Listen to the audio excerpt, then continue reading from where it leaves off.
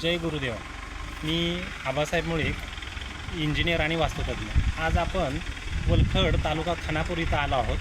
आज आपण इथं वलखडचे जे ओनर आहे, घराचे मालक आहेत संजय जगदाळे म्हणून, ते त्यांच्याशी आपण थोडं 2 मिनटं बोलणार आहोत आणि ते थोडी माहिती देतील आपल्याला. मी आता इथं घराचं नियोजन केलं होतं. त्या घराच्या नियोजनासाठी मी वास्तूची मदत घेतली आणि बऱ्याच ठिकाणी मी प्रयत्न केला की ते वास्तूमध्ये बसलं पाहिजे. पण ते यूट्यूबमध्ये बघितलं. त्याच्यानंतर मी बाहेर असताना जे वास्तुतज्ञ आहेत त्यांना हे पाचारण करून म्हणजे त्यांना विचारण्याचा प्रयत्न केला. पण त्यांचे जेवढे त्यांच्याकडं जेवढा त्यांचा अभ्यास होता त्याच्यातनं मला कळलं की आपण जे पुस्तकांमध्ये वाचलं आहे त्यांच्यामध्ये फार डिफरन्स आहे. आणि ते मग काहीतरी कुठला तरी उपाय करा, हे नाही तर ते करा, असं करून त्याने केलेलं. पण त्याच्यामध्ये मला पटलं नाही.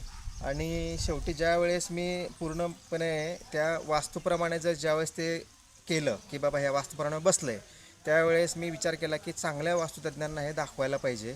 म्हणून मी आबासाहेब मुळीक त्यांना मी पाचारण केलं की बाबा मला ह्या वास्तूप्रमाणे हे पाहिजे. मग त्यांनी ते सगळं मला पूर्ण हे करून मापं घेऊन आणि टोटली पूर्ण कुठलं पद कुठल्या ठिकाणी येतं आहे हे बघून त्यांनी समजून सांगितलं. ते इंजिनियर पण आहेत स्वतः, त्यामुळे त्यांनी मला त्याप्रमाणे प्लॅन पण करून दिला.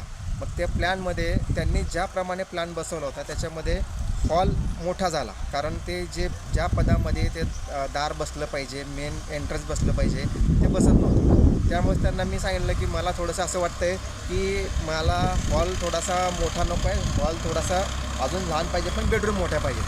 त्याप्रमाणे त्यांनी काय केलं, त्यांनी जागेवर येऊन परत मापं घेऊन त्यांनी टोटल सगळं क्षेत्र बघून किती क्षेत्र आहे आणि कशा पद्धतीने होईल, त्यानंतर त्यांनी गुन्हे वगैरे टाकून मग ते व्यवस्थितपणे बसवून दिलं.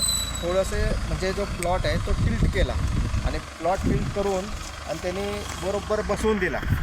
आणि बसवून दिल्यानंतर ते एकदम ॲक्युरेट असं त्याने बसवलं.